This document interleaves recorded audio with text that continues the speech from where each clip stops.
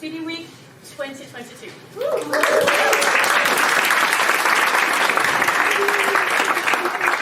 Me and the entire team are absolutely overjoyed, excited about finally being back also in person for this 4th version of Circular City Week. My name is Søndergaard, and I'm the founding director of Circular City Week here in New York. I'm also the director of the Danish Cleantech Hub. Danish Cleantech Hub is a Brooklyn-based non-profit, and we're founded by State of Green and the Confederation of Danish Industry. We have created Circular City Week with the purpose of making sure that you and us and everyone can be part of the circular movement.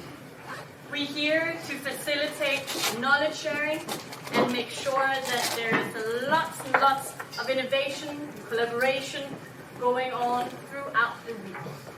So it's a pleasure to be here, and it's a pleasure to have all of you with us here and out there.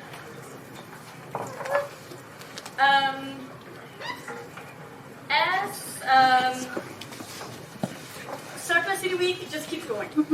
And we are kind of baffled every year that that's the case. We sometimes think it can't get any bigger, but it truly is getting bigger. This year we have 110 events taking place throughout this week.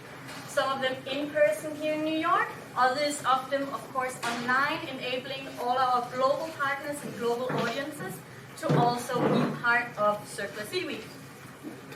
We have 350 plus speakers that are sharing all their insights and their knowledge throughout this week. And we couldn't be happier that so many experts, thought leaders are really taking part of making Circular City Week what it is. You guys here today and everyone out there, you are part of approximately 10,000 people who are taking part of Circular City Week this year, which is massive, and we could not have imagined this ever getting this big when we started it 4 years ago. And last but not least, a thank you to the 250 partners, hosts that are making this possible and who are creating all these lovely events and helping us get the word out to everyone out there. It is truly moving, and we thank you all so much for making this a reality. Before going into the day's program, I just want you though to give a warm applause to the best and most hard-working team in world history, the Circular City Week team. You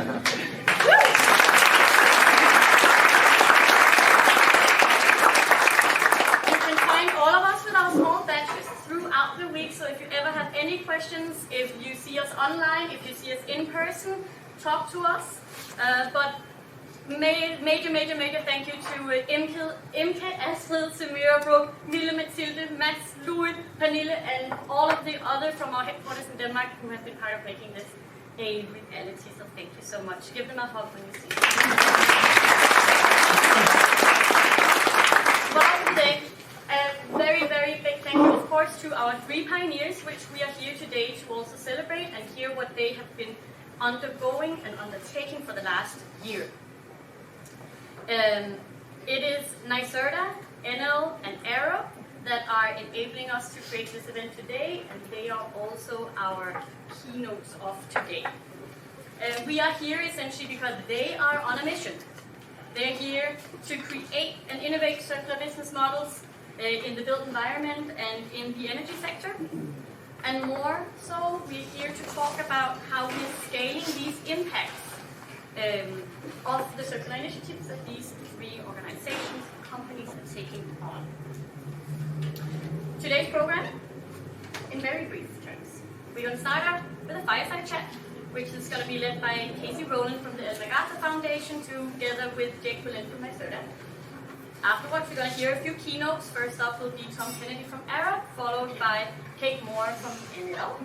And then we're going to finish off with a round of a panel session moderated by Kaufholz from the World Economic Forum. So let's get this show started. Yeah, absolutely. So please help me welcome our moderator for the first fireside chat, Rowland, to the stage. She is...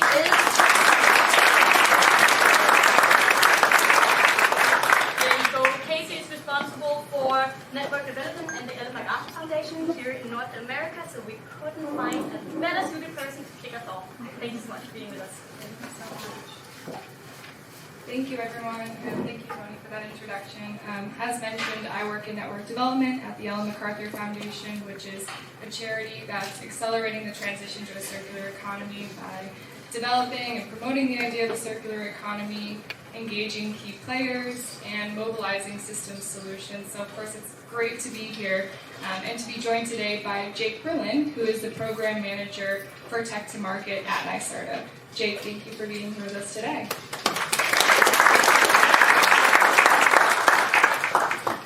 Thanks so much, Casey. Great to be here. Yeah, absolutely. And so, Jake, in your role as a program manager, you're developing, scaling, and commercializing innovative solutions for tech to market in the climate space, but you're also involved, as you sit on the board for the Center for Humans and Nature. You're involved as an advisor at the NYU Stern Center for Sustainable Business. So given your experience in this space, it'd be great to hear a little bit more about your role and specifically how NYSERDA is thinking about their goals relative to the climate and sustainability. Great. Thanks, Casey. First of all, thrilled to be here on behalf of NYSERDA. We're so excited about this whole event and everything going on this week. We're just really excited to be a part of it. First a little bit more about me. I kind of come from about 15 years in the climate tech and clean energy sector, roles on the private sector and public sector side, which I think is really important because I think you'll hear this theme probably all week about collaboration and different stakeholders from different parts of the ecosystem really being necessary to drive this forward. So I know I personally draw on that every day, the different things that I've done and experienced, but I think I see it in terms of the people we partner with, the organizations we work with.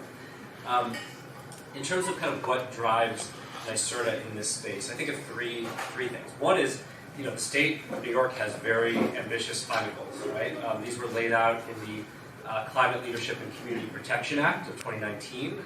There's a lot in there. I'm not going to go through all of it, but that includes an 85% reduction in emissions by 2050, an interim goal of 40% by 2030, a zero emissions electricity sector by 2040, mandates around energy efficiency, storage, solar, wind, etc., and really importantly, kind of an underlying commitment to disadvantaged communities throughout all of that. The communities and people that have been disproportionately affected economically and environmentally by the systems that have been in place for decades, right? So a commitment to really building an economy, a clean economy that works for all New Yorkers. So that's kind of like our North Star. Everything in that act and that is now being operationalized into state policy is what we work on really every day. On top of that, NYSERDA has a market transformation role. So we don't want to be a permanent solution here. We want to spur others to action, and we want to be a catalyst in this space. I actually think that's kind of ironic when we're talking about circular ideas, because we kind of have some planned obsolescence into the things that we do and our interventions. But in essence, we want to make short-term and medium-term investments that have long-term effects. And that's just really critical for the things we do. Yeah, and that's great. You mentioned some of the collaboration and systems-based approaches that you're taking. So as you're thinking about startup programs, innovating, and even investment, you mentioned circular aspects of it, but can you talk a little bit more about how you're thinking about circularity? Yeah, so the biggest place that circularity overlaps with what we're trying to do on climate is what we call carbon tech, right? So this is essentially taking waste carbon that would typically be an externality and essentially a pollutant and finding ways to use it for good. And so we have a number of different programs that do that. We have a program called Carbon to Value, another one called the Carbon Tech Development Initiative, something called Activate New York. And you see also one-offs throughout other parts of our portfolio and programs. It's really exciting to us because you get to address these critical waste streams from manufacturing, industry, agriculture, municipal waste streams, wastewater, you name it. There is CO2 out there that we can take advantage of and put to good use. I think about, that's a pretty broad space though. There's so much you can do in it. So Carbon to Value, one of the programs I mentioned, we're in the middle of launching our second cohort of companies that we're going to be supporting the early stage and emerging companies.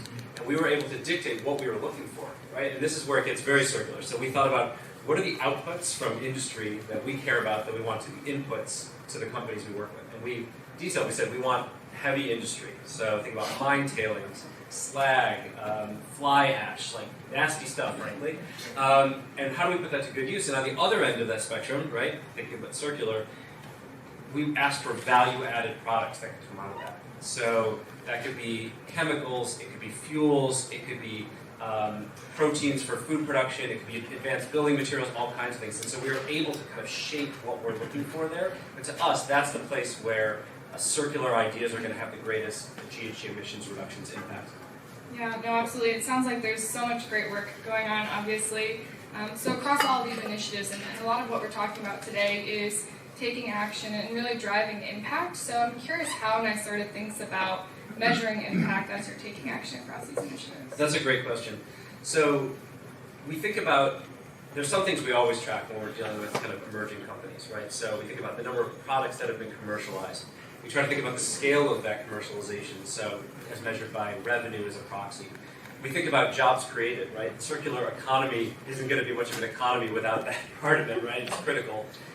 We also think about leverage, right? And so for us, again, market transformation, we're not going to do this alone. So we try to track what are the other grants that these companies pull? What are the equity investments that venture capital firms make in them? What are the project finance that lenders and banks bring to the table to help drive them forward? So those are all critical things. It's very hard to measure things like GHG emissions impacts in the long term for early stage companies, right? We're not going to see those effects for 3, 5, 8, 10 years, maybe never, I mean, in some cases, right? But we can try to lay the groundwork for that. So we do things like emissions reduction potential, where we try to say, if this works at scale, what will it do? Or we have something we're working on called GHG readiness levels, right? How equipped is a company to know what their impact could be, to quantify that, and to communicate that to customers, partners, investors, and all kinds of other stakeholders. Yeah, that's great. And you've already mentioned so many great initiatives and programs that are ongoing. It'd be great if you could deep dive a little bit into maybe a few specific examples of where you really see NYSERDA is driving the biggest impact. Sure. So there's a few. For us, it gets down to the companies, right? Because those are the ones that are like really out there making these solutions and trying to bring them to scale. So there's a few I'd mention. One is called Air Company. That's a New York-based company that is essentially recycling CO2 and using it to create high purity alcohol. That can then be used in things like spirits and sanitizers and all kinds of other commercial products. They recently raised a $30 million Series A round, which we're really excited about. That's going to be used to scale these solutions they already have, as well as move into kind of advanced fuels. So that's one great example, homegrown here in New York. There's two others I'd mentioned. One is called Cemvita Factory, and another is called CERT. And I mentioned them together because they're trying to do similar things, right? They are taking waste CO2 and converting it into, among other things, ethylene. That is a major feedstock into plastics. And I have 2 young kids, so my apartment is just strewn with plastics. And every time I look around, I say, oh my God, the fossil fuels embedded in those plastics, it drives me crazy. There's got to be a better way to do this. So they're both trying to tackle that. But what's really fascinating to me is they're doing it in very different ways. So Cemvita Factory uses microorganisms to create a biomanufacturing process to do that, to create the ethylene. Whereas CERT uses electrolysis. And to me, that's just like fascinating. That like there's so many different ways this could go. And from NYSERDA's perspective, we want to plant all those different seeds because first of all, we don't know what's going to work in the long term. And second, you don't know what those things are going to be, what other things they could be applied to, and what kind of other indirect benefits there could be. So those are 2 other great examples we're really proud of. Yeah, no, that's fantastic. And starting to think about the future and how these initiatives will drive impact. We've gotten a little bit specific with these examples, but if we just take a step back and think about the future, are there any specific areas or movement of work that you'd like to see that you think will support NYSERDA as you move towards these goals? So, I think ultimately, that's a great question, first of all. And secondly, I think we need people to buy these products. And I know that may sound rather simplistic, but the reality is that there tends to be a cost premium on a lot of them. Certainly for now, right? I mean, as compared to like traditional solutions that have been around for decades, they're just not far along enough in their manufacturing processes and have not reached the scale yet that on a per unit basis, these things are cost competitive. So interventions just to buy these things and help those companies refine their manufacturing processes, bring the cost down is critical. Some of these things may always have a cost premium in them though, and that just may be the reality. So we need actors to step up and say, we're going to buy them anyway. right? And that could be public sector governments doing kind of large procurements. That could be private sector companies or developers or whomever, really walking the walk, right? And there's a lot of ESG reports, oh, here's what we're going to do on climate, et cetera. Well, here's an opportunity. Buy some products that may be a little bit more expensive, demonstrate that they work, help those companies scale up. The other thing that I think as a corollary to that would be really critical is more foundational accounting, right? Because right now it's easy to say, oh, this product is cheaper. But are you really looking at what are the kind of environmental and societal impacts and downsides of that product? And if you viewed it on an even basis with these kind of carbon tech products, what would the choice be then? And so we think that kind of broad scale accounting and transparency is going to be critical to drive this forward. Yeah, absolutely. I mean, I think I speak for everyone here when I say that with all the moving pieces that are at work, we're so excited to see what the future holds for NYSERDA. And I unfortunately think that's all the time that we have for questions, but it's been great to hear a little bit more about the work that you're doing, and we so appreciate you joining us here today. Thanks so much, Casey, and thanks everyone. We use photovoltaics in cities and decarbonise transport, for sure. But what else can we do? If we're going in and making those radical changes, what else is open to us? Because honestly, I would say right now, don't leave anything on the table. Go for it wholeheartedly. Think about what else can I do? It's beyond my scope, for sure. Have conversations. Think about it a little bit more and say to your clients, your friends, your partners, let's do a little bit more. If we only did this piece, you won't win everything, but you'll start seeds growing, and the more seeds we have growing, we end up with events 4 years running that's now huge in comparison to where we were when we started. So, with that in mind, I just want to talk a little bit about this. We've released, we announced it at COP last year and then released it in March, Circular Buildings Toolkit. There's a couple of really important things about this. It's free online. If we're going to deal with circular economy, it has to be equitable. It can't be for those who can afford to do it. We have to make sure that we're looking all the way along that there's an equitable answer and outcome to this. So we've made it online. Let's go to the next slide. And if you want to go and download it, it'll walk you through it, walk you through the pieces. Looking at running workshops, thinking about it with your clients, how do you get inspired, going through a rating, you can say, is that good enough? Are we happy with that? Or can we do more? Can we go back around again and try and move it through, change it a little bit more? And it's open to, thanks. It's open to, which means I've got to go really quick. It's open to different levels. You don't have to be an expert. This is about learning as well. So there's a place where you can go and learn more about circular buildings. Slide. If you want to take a project and run it through and see what it does, see what the outcome is, run it through. Do a workshop with your client, with your partners, with the owners, with some end users and stakeholders. Excellent. And then, do you want to track how it's doing? Maybe we want to start looking at scope 3 and how we might go through better and looking longer term. And so this is where we are. I know. Next slide. So, after the research, what now? What do we do? Next slide. Action. Right, so we've got to think about, next slide. What action can I, individual, not me, what action can I implement to further a circular economy? What is it that I can do to move things along? Conversations, ask the right questions, lobby your city council person, lobby the mayor. We can all do that. We're members of one of the biggest cities in the world. Still. So what can we do? We can do more than just sit and wait for things to happen around us. And with that, slide. Thank you.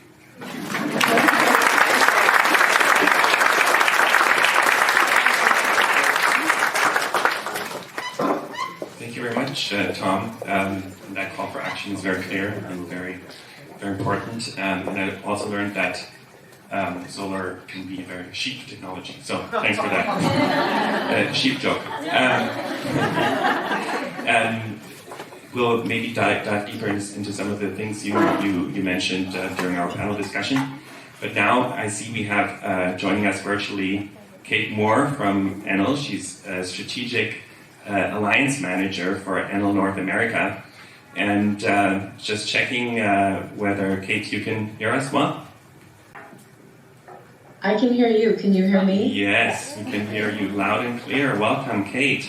We're very excited to Perfect. have you, and we're all anxious to hear your thoughts from an energy company perspective on all things circular and kicking off this great week here in New York. Welcome. Absolutely. Thank you so much, Christian. I really appreciate the opportunity to speak at this year's Circular City Week.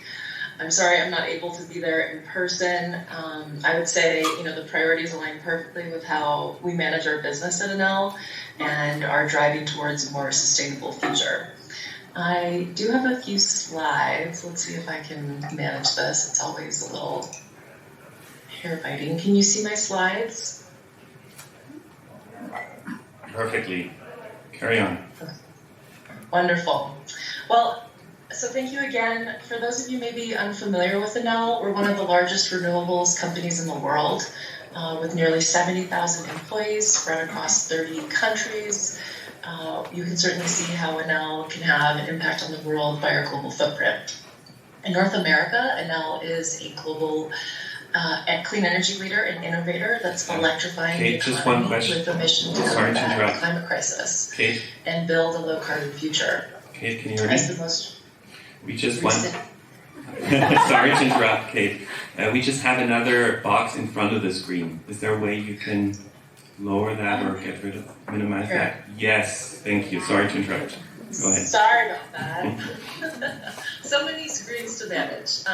Okay, thanks for letting me know.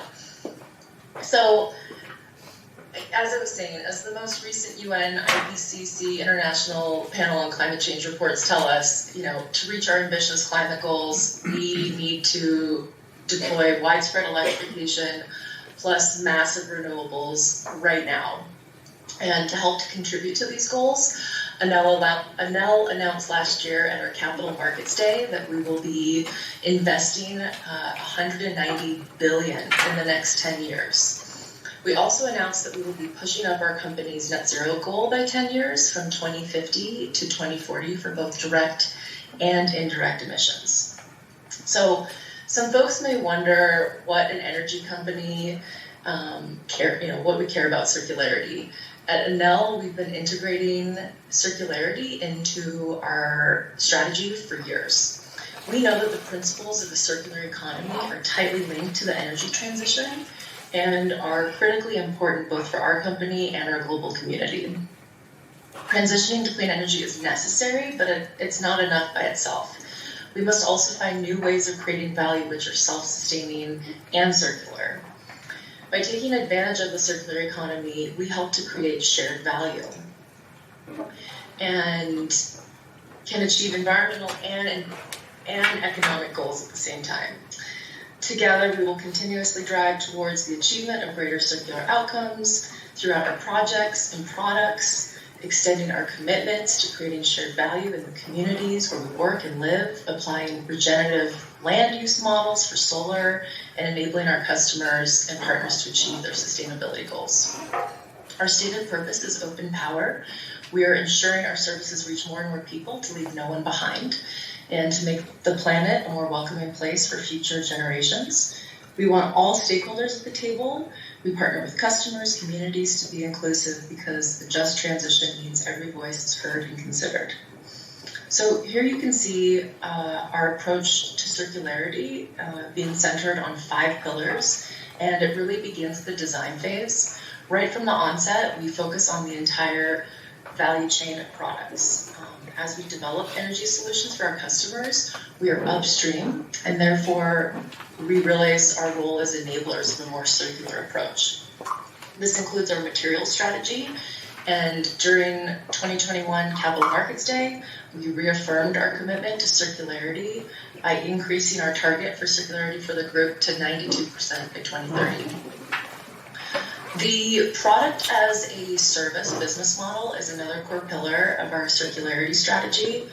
As the provider and owner of assets, we are incentivized to optimize its use and longevity. Finally, it's critical to preserve the value of a good at the end of its life cycle through reuse, regeneration, upcycling, or recycling.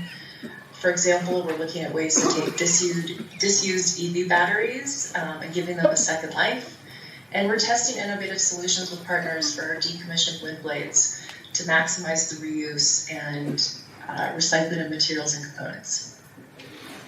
So as we think about circularity and decarbonization, it's also important to think about and acknowledge the net zero commitments we're seeing large companies across the globe make. In order to be net zero, truly, it's imperative for companies to address Scope 3 emissions, the value chain both downstream and upstream across every company.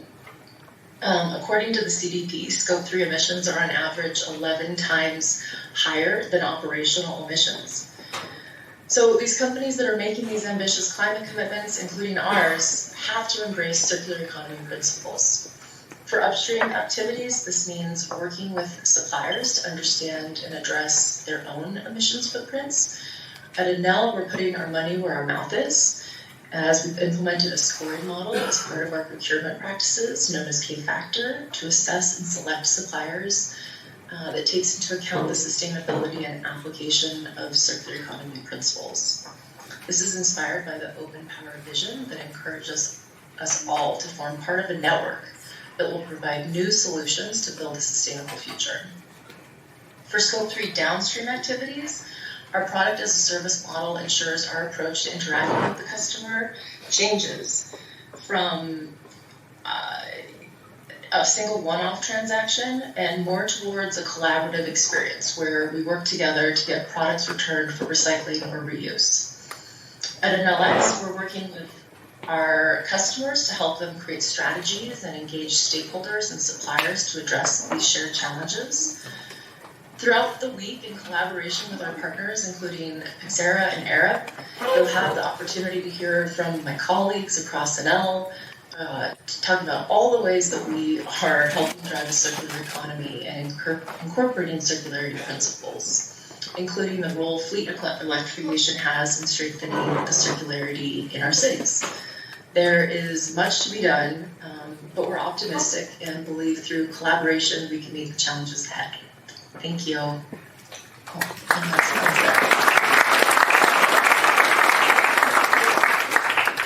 Thank you very much, Kate, and it's great to see the leadership by Enel and also Arup in this space. Maybe one of the first questions I'd like to pose as part of the panel discussion now with both of you is, clearly both of your companies are moving from ideas to action, and that means increasing activity across very complex organizations on this circular economy journey.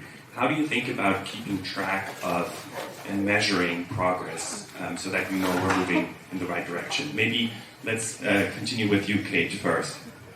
Yeah, absolutely. I mean, being able to measure, quantify, compare how we're progressing towards our circularity goals is, I think, our greatest challenge at Enel.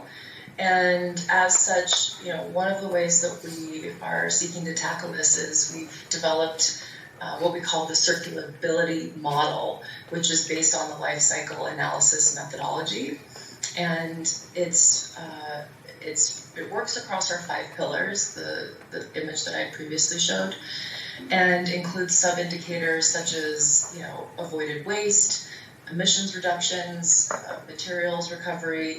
It's a model to help us keep us on track and understand where we are and where we desire to go, and I think it serves as a foundation for our work in circularity.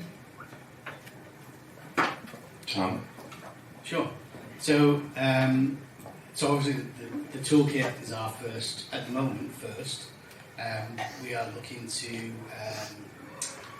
talk about, maybe a little too early yet, but at COP this year we were looking to release circularity for toolkit for infrastructure, which will be a big piece. There's the natural resources in that.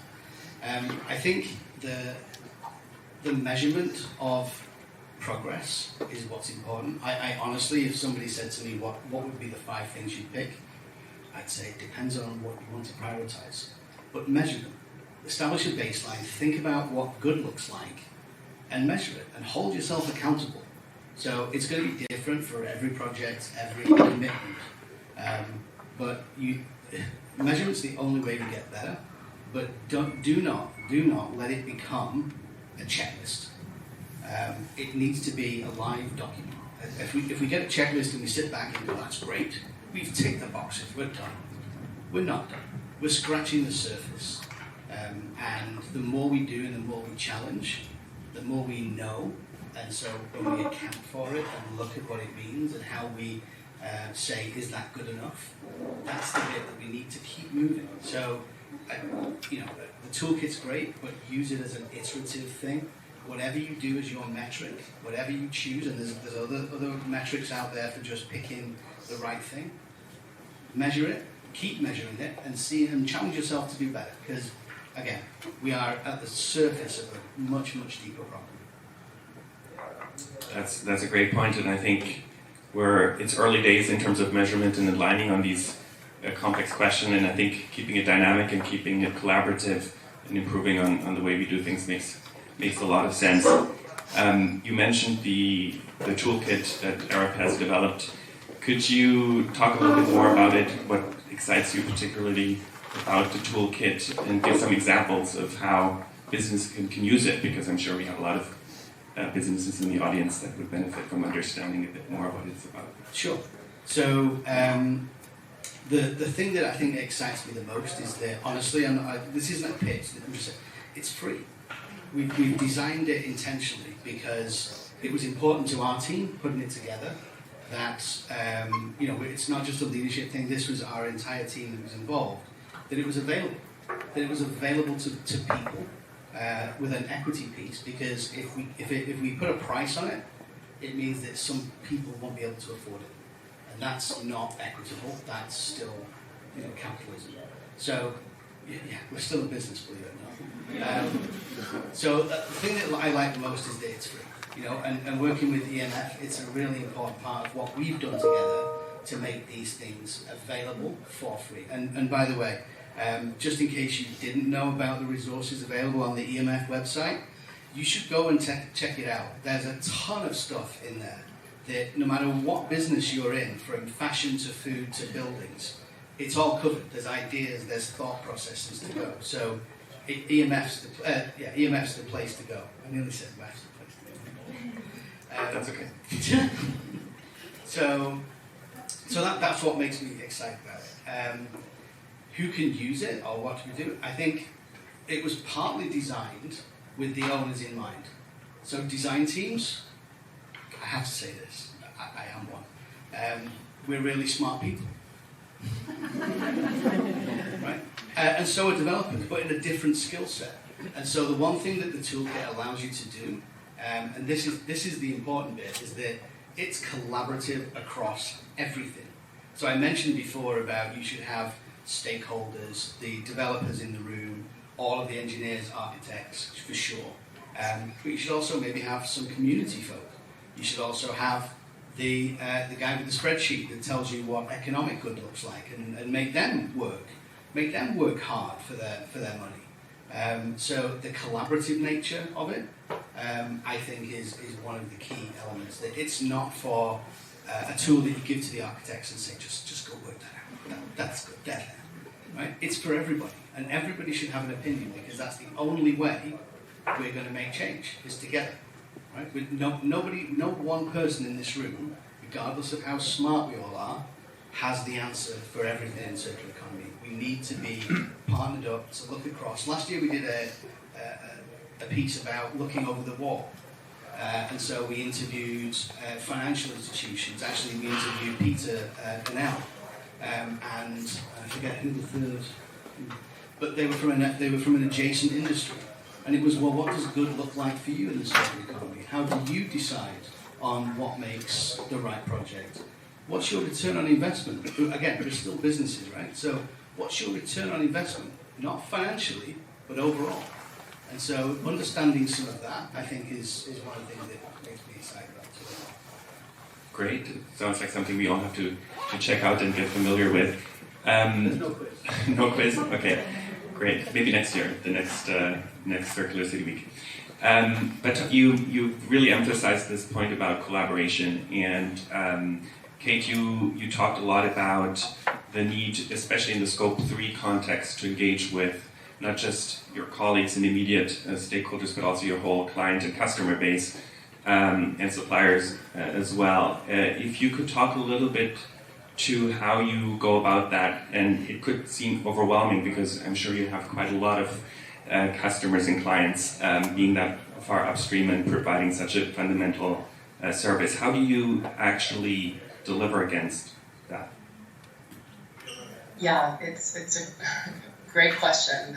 I think, a circular solution usually can't be sought within one company alone, right? So you're just starting there. You need to collaborate, and it usually requires you to collaborate with organizations that you probably haven't historically collaborated with before. But I think that's actually part of the really exciting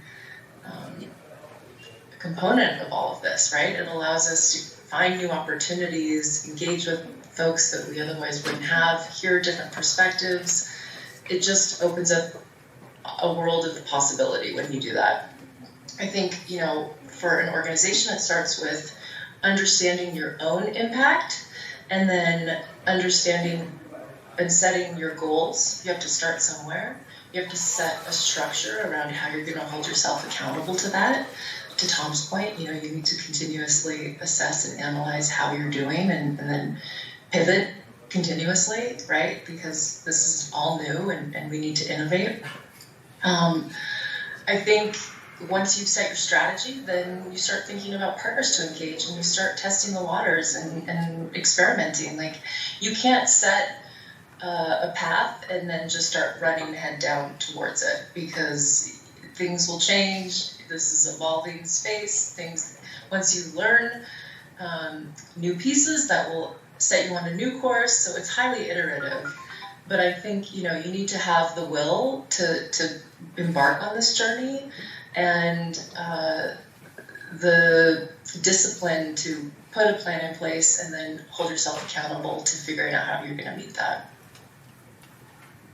Great, thank you. Thank you for those insights. Tom, maybe to add on that, in terms of collaborating with customers, clients, what's your experience in Arup?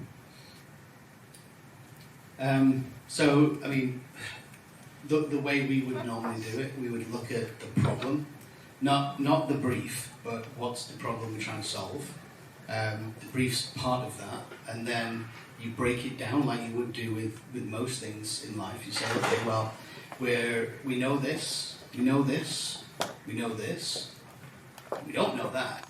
Right? So let's find somebody who's A1 in that and get their advice. And so you break it down, and I often say to my clients is that we have an office that we run nearly everything you need in a built environment. But I'm not going to give you our, let's pick on some of them, there's none of them here, I don't think, but we're not going to give you our lighting team, and we're not going to give you, on this project, we're not going to give you our plumbing team. Because we think there's better people to address your specific issue on this. They're either connected, they know the building, they know this place.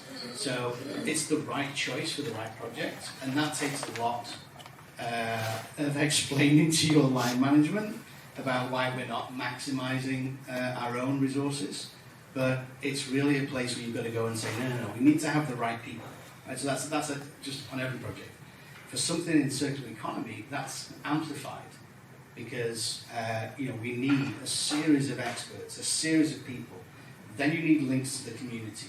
And I don't just mean an outreach. I mean physically bringing somebody in, or a number of folk in, to advise on what happens in that community. Who's available to work on this from the community? Businesses. We're going through one program right now, and we're doing outreach for specific tasks and engineering skills and architecture skills to say, look, we need people to own this, right? We can't parachute in, do a project with a client, and then just like, adios, I'm gone. Right? We need to have a grounding in that place, in that location, for authenticity. So authenticity is really important to me, and I think without that, we're just talking heads. And I think that is literally just a circuit of folk who just talk because they like hearing their own voice. The authenticity of saying, no, we need to make change, we need to do something different, cannot happen alone. Find the people, sorry, I'm looking at you actually. Find the people who are experts, even if it's just a tiny little thing, and think about how they can make a difference to your venture, your project, your goals, your ambitions. Who do you need, right? There is no harm at all in asking or saying, I don't know. Right? The strongest results come from when you start with a position of, I don't know. I don't know how we get there. Let's work it out. The only way you can do that, is that another thing for me? Wow. So start with I don't know, and then work out who do you need? Who do you need help from? When do you need the help? You don't need everybody at the same time. When do you need the help? Be strategic. And I said this to my team yesterday. I know it was Sunday. I still said it to them yesterday. Is that remember that culture eats strategy for breakfast. So build a culture in your organizations, in your teams, in your home life. Build a culture of doing better. Because that will, if you can get everybody to believe the same thing and go in the same direction, that will absolutely make the outcome better. And it won't be you pushing all the time. You'll find yourself being pushed, which is the best outcome. That little phrase has been used a ton recently, and it's one that I actually really think speaks a lot to our organisation. It's one of the reasons we partnered with Enel on a few things as well. In talking with Peter Parole, who's one of the folk there. So that's where I would. Great, yeah, and listening to both of you, it seems like it's definitely also about culture and mindset shifts, not just technical innovations and so on. But I wanted to go a bit deeper into one of the things both of you mentioned. You said, Tom, we are still a business. Michelle, Kate talked about the importance of product as a service models. So new business models, if we go into that space and rethinking entirely the way we approach certain problem statements as a business. If you could share a little bit more about that piece.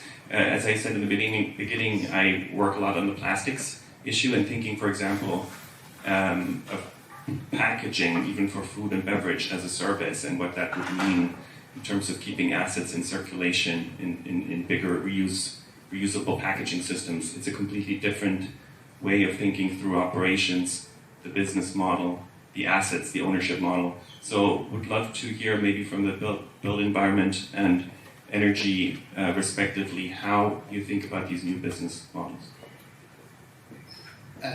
Sure. So I think circular economy as well, but also climate change. We took a step, well, first of all, there's some mandates. We took a step for COP26 in November that we were no longer going to support clients who either mined, extracted or transported fossil fuels, long-chain hydrocarbons. That was decided, and it was a big part of our business, and we said, no, we need to be better. So we've stopped doing that. We've also instigated on our projects that everybody is doing a net zero assessment of their projects and how that is going to impact decisions, all the way down from size, type of the buildings, of the infrastructure pieces, through to materials. We're changing specifications to look at the actual materials impact, steel content, how it's made, can we reuse elements of steel, can we go to the body yard or the steel fabricator and see what they've got, can we make that work? So we're changing that elementally. And I think the other thing we're starting to do is looking at our supply chain, is to see, how the things are fabricated. So precast always sounds like a great idea. It's like, okay, but how is it precast? What are the pieces? What are the rules they've got? Is it a union shop? Are the workforce being taken care of? So we're starting to go down into much deeper thoughts on not just the end product, but the bits that we do from a design perspective. How do we design and specify it? Is it the right? Column grid's the obvious one. Can we get a little bit more out of it? what does that mean for reuse? How do you design it so you can dismantle a building at the end? Not a great subject with developers usually, but there is, a building will have residual value. So how do we take that as a residual value and say, this steel beam or this concrete beam, we're going to reuse that later. It may not be for the same span or load, but we can downrate it and use it, it could have a second life, rather than crushing it, sending it off for general fill somewhere, and then having to cast rebar or new steel put in place. So the reuse element, starting with materials passports and things like that, is now becoming a big thing about driving it through. So. Fascinating. Kate, maybe your thoughts on product as a service models or other new business models? Yeah, I mean, I think the circular economy requires us, and the energy transition, right? It requires us to think long term, and as such, I think we're all hearing in the news more and more the constraints around our raw materials, particularly when you think about energy storage solutions, right? Both that are a critical pillar of the energy transition, both for grid flexibility, but also for the revolution of electric vehicles to unfold. So right there, in order for us to realize our ambitious goals and see this mass decarbonization, electrification, we already know that we have a challenge ahead where the materials that are needed to realize this future are not infinite and are already in short supply. So I think thinking about, to Tom's point, like it begins at the design phase, like what's going to happen to these products at the end of life? What are we going to do with them? And that's certainly a critical piece of how we view our work in business models. And we're starting to experiment. We're working with our partner and customer Nissan, for example, on, and they're thinking ahead. What's going to happen at the end of life with all the batteries in their vehicles? And so we're experimenting with some pilot projects to take those disused batteries and deploy them as stationary solutions for power plants. I think it's in Spain, so we're excited to test the waters and learn what we can from that work, and then hopefully scale it, right, so that we can get going and start laying the infrastructure for what will be needed in the future. And another example, when we think of product as a service, a great example is our work with electric buses. A lot of people don't know this, but we're actually the largest operator of electric buses in the world outside of China. And we fully finance, own, and operate buses for our customers. So we maintain the asset, but I think another part of that that's important to highlight is that some of these assets are not otherwise, cities and schools can't otherwise own them upfront, and so this model allows them to access and take part in this evolution, this revolution with electrifying mobility. And that greater access, I think, further fuels decarbonization. So all these things are interlinked, absolutely, at the end of the day. Thanks, Kate, and fascinating to hear about these cross-sector and cross-industry collaborations, as you said, collaborating with folks that traditionally are not part of really your radar screen, right? We have a few minutes left, so I would maybe open it to the floor for any questions for Tom or Kate. Or Christian. Or Christian.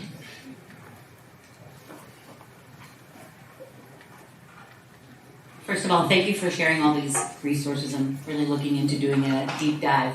But you talked about how you're sort of crossing boundaries between different companies, and you have a chance to work with all these bigger companies. And I find that one of the things I see as a barrier is this culture shift, right? Like you're looking at your company's bottom lines in all these different aspects, and I think that is absolutely the right way, and the only way to really see the value of what you're doing. But how do we convince bigger corporations? How do we convince the day-to-day consumer that they need to pay that premium cost, and the government to subsidize the right kind of thing? So how, beyond talking to each other and having these conversations, how do you talk to your clients? What's the talking points?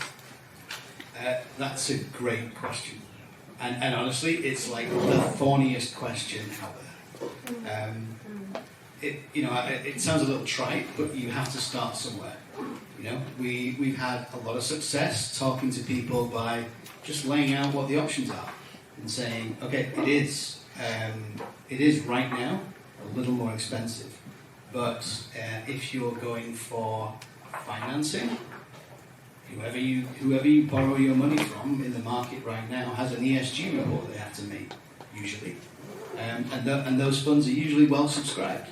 So there's a bonus to that. So there's no legislation right now that would force people to do it, I think. So my drivers would be legislation, it's not available. There's altruism, so the board, somebody on the board says I'd like to do it, and there's a there, pat on the head, go and do a trial. There's the market that says I want this, and so corporations will respond. Or the corporation itself has said this is actually our strategic direction, we're going this way, and they make a commitment. The general public, getting the general public on board to say I want change, that's a long haul to get there. I was young enough, I'm going to say young enough, that when I moved to the States, sustainability here was just beginning to emerge as an issue. UK, Europe, everybody's already involved. We were building buildings, designing infrastructure around sustainability. The conversations we had here, which are very... time's up. Let's just finish this though. Okay. The conversations we had then about there's a better way and the advent of LEED and all that. No developers wanted to touch LEED when it first came out. Now it's a household name because the population has got onto the fact that I want some of that.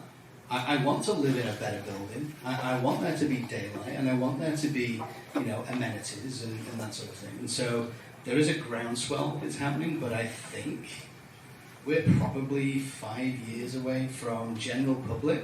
I'm not being rude to general public, that sounds awful. But general public en masse saying, I'm willing to make the commitment to change. Because that takes, you can argue on percentages, but usually about somewhere between 25 and 30% of the population has to stand up at once and go, yes. And I don't think we're there yet on circular economy. We are absolutely there on sustainability, and that's our link in, is to say this is the next phase. This is how we deal with climate change in some way, and circular economy is a big part of that. But we've got a journey, a long journey ahead of us, measured in years, not in months. So I don't really have an answer other than keep talking and talk to as many people as you can. So maybe you present next year. There you go. So I'm going to write here, there's a volunteer. Maybe just if Kate wants to come in on the question. Yeah, I think, it's probably the most important question, like how do you drive this all forward? I think Tom hit all the really, important points that are needed. Policy certainly plays a critical piece. I think we saw, the SEC is making some moves to require companies to begin, mandating disclosure. So that, I think, will get things going. Investor pressure, right? Understanding how companies are performing, understanding what their risks are ahead. It's not just from an altruistic perspective, it's like their bottom line. How will these companies perform as the climate, as we evolve in the next 10, 20 years? But I also am seeing companies, view this as a strategic opportunity where they can be the industry leader and buy down some of the premium by testing out new technologies, testing out new approaches. And then their peers are watching and hopefully will be fast followers. But yeah, it's a tough challenge, especially on the consumer end of things. But once you get the consumers demanding these sorts of products and services, then that's a game changer. Great, thanks, Kate. We have time for one more short question. I see here in the back. Let me swivel through here. Oh, you're making me really run. I chose the farthest away. One of the things that has to be done is to control the politicians who are getting money from special interests and companies to do the wrong thing. And even if they destroy the world, as long as they're making money, they don't care about us, including the Coke industries and other industries that have been damaging the environment for many years. So something has to be done globally to police these companies and the lobbyists and stop lobbying and fine them for their corrupt activities in the US and worldwide, including like what Putin and others are doing now to destroy the world. So we can't do anything unless we can control the politicians who are actually, we're not really in a democracy. We're being ruled by dictators all around the world. I agree. I don't think that requires an answer, though.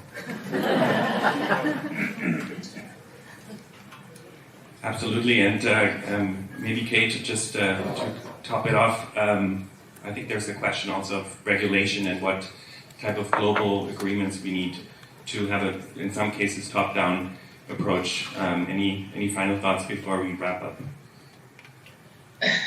Yeah, I mean, there's probably a whole day or week you could dedicate to the policy discussion. I think from the perspective of companies, like having some standardization is going to be important in order for them to be able to meet these requirements. Otherwise, if they're having to completely change course and strategy depending on region, I wonder if that will be counterproductive to how effective they can meet these types of ambitious goals.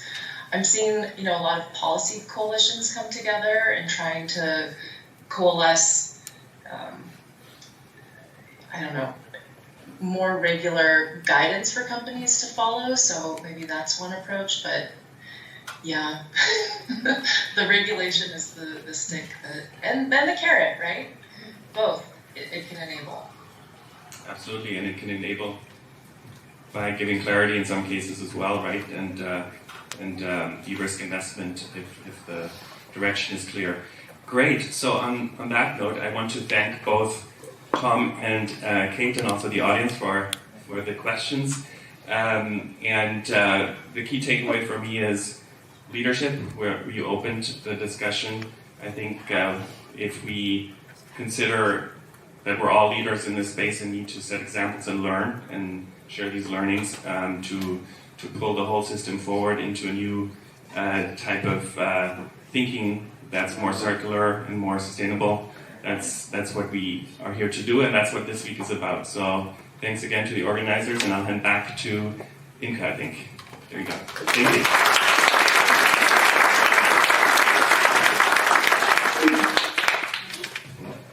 Thank you, Kate.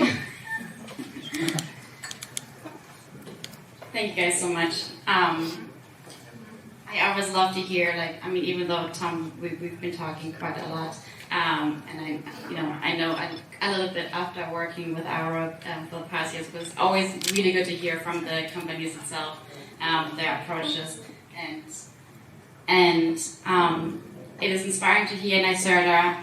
We have seen NYSERDA also as a partner over the last years, really involving on so many action points, and really putting some groundwork down for companies, enabling companies, because in the US it is very much driven by the companies, the economic further, and also with Enel working. I can see we talk a little bit about initiatives and how to measure them, but also what impact they are making. And I'm not sure if you're realizing, I'm sure you do realize, but Enel is working with the customers at the center.